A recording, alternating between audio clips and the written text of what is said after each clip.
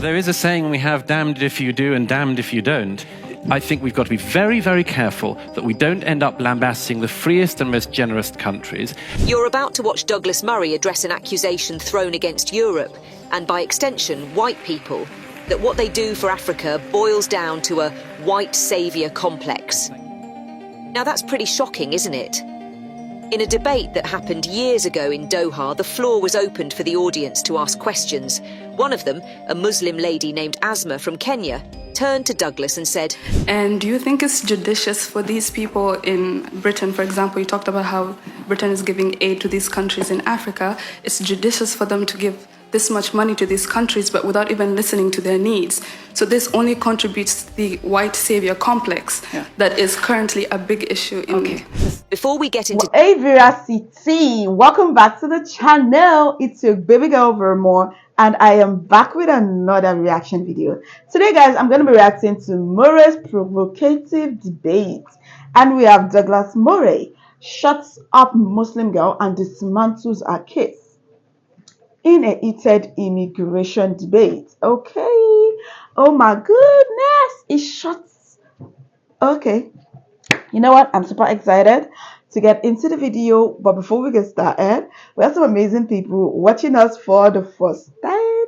If you're new to the channel, I'm Vera. I do reaction videos. If it is something that you love, why not join Vera CT? Hit the subscribe button below, turn on the post notification bell so that you can always be the first person to know whenever a new video drops. And that's guys, let's go.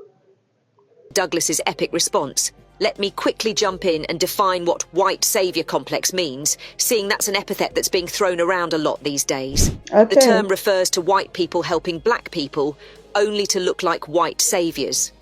The suggestion is that the helper only wants to feel good about his good deeds and does not care about the person whom he is assisting at all.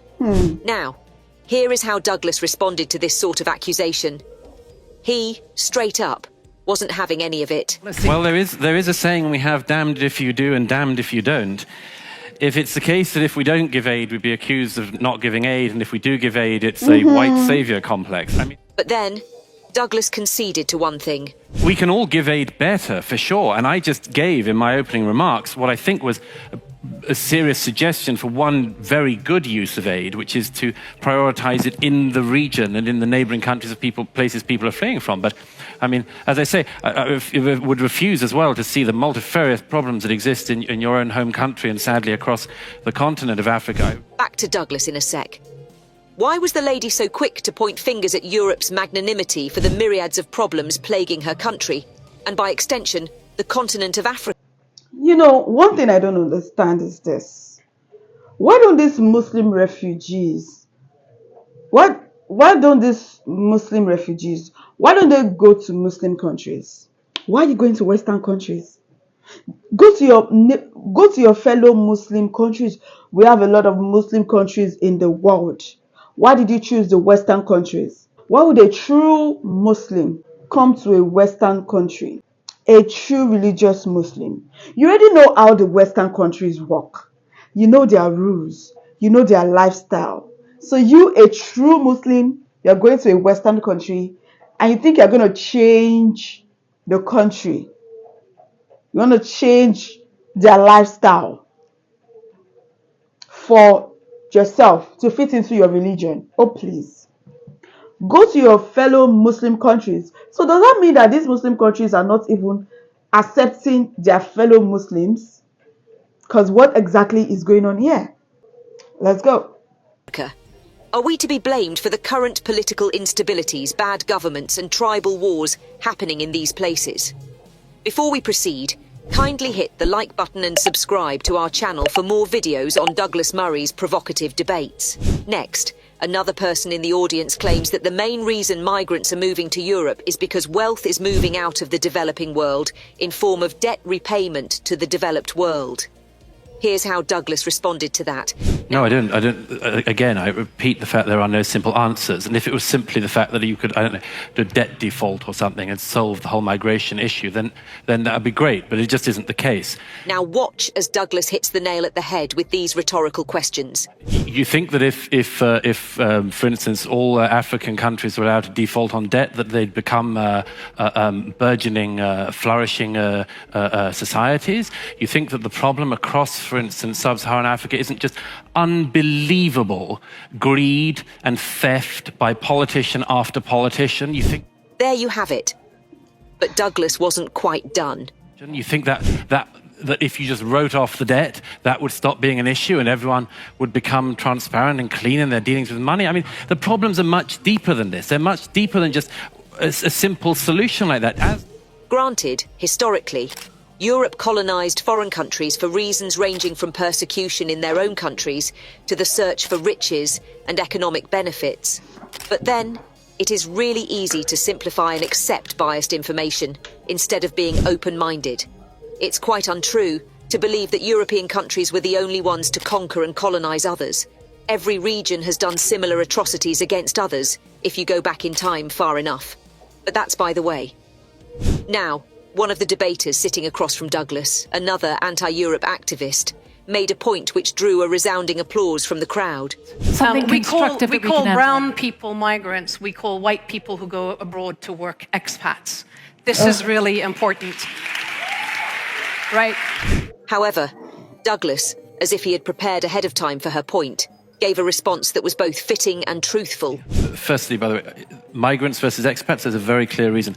It's expected, rightly or wrongly, that expats don't stay in the country and bring up their families and stay for generations. The assumption with migrants currently has been in recent generations, that they are going to stay and that it's going to be a multi-generational thing. Personally, I think calling these people refugees is according them respect that they do not deserve. In reality, most of them are actually callous invaders. Whereas some refugees may intend to leave for home as soon as possible, invaders intend to stay and take over. So the present group of refugees certainly belongs to... Exactly. Because it seems like they want to take over the whole place. They want to take over the country. You come to someone else's country uninvited.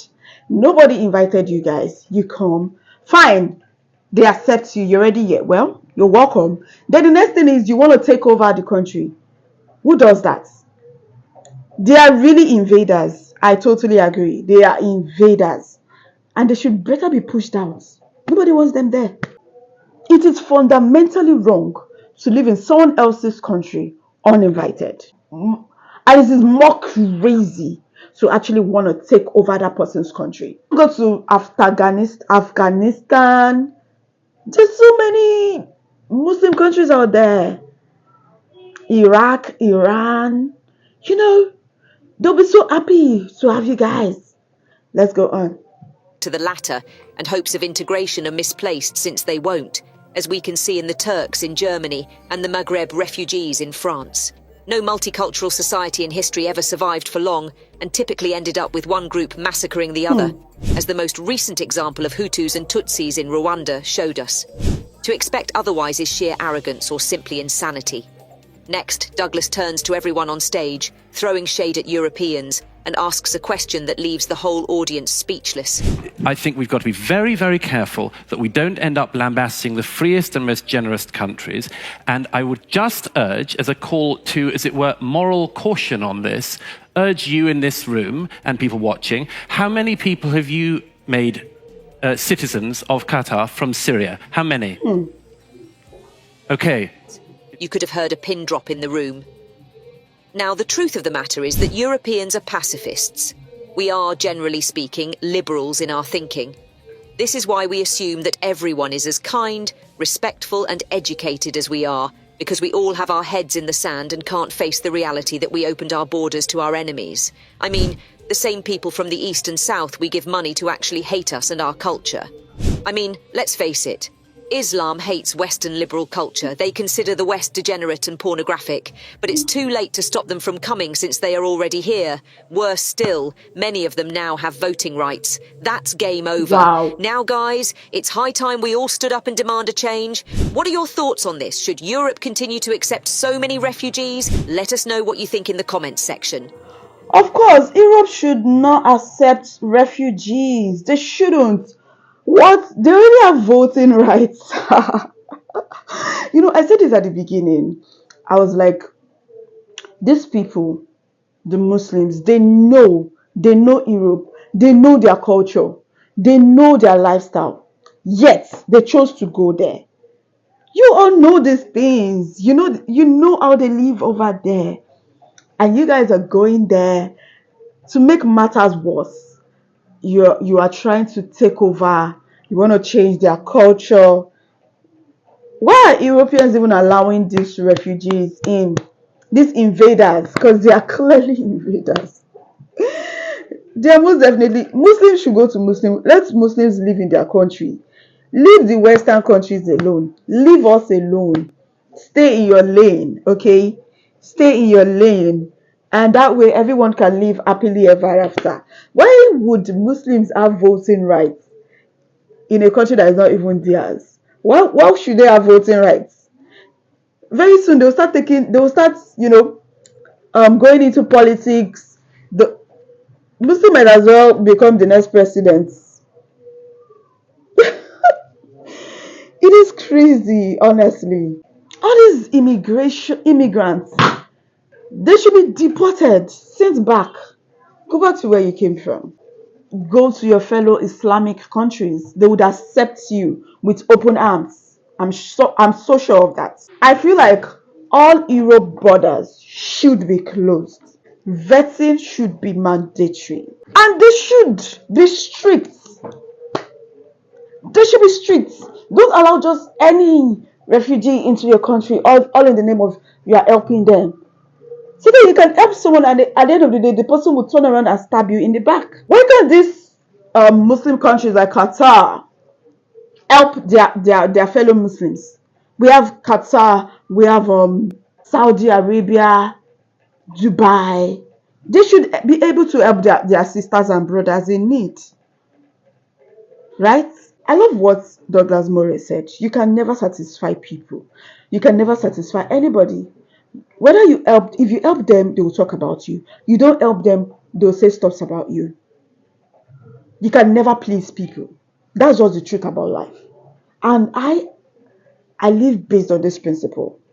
You can never satisfy anyone. You can never please people. You can't please anybody. So the best thing is to please yourself. Please yourself. Put yourself first.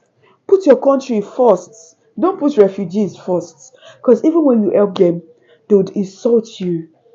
They would take advantage of you. They will take you for a fool. You help them, they will insult you. You don't help them, they will insult you. So the best thing is put yourself first. Put yourself first. And it applies to life.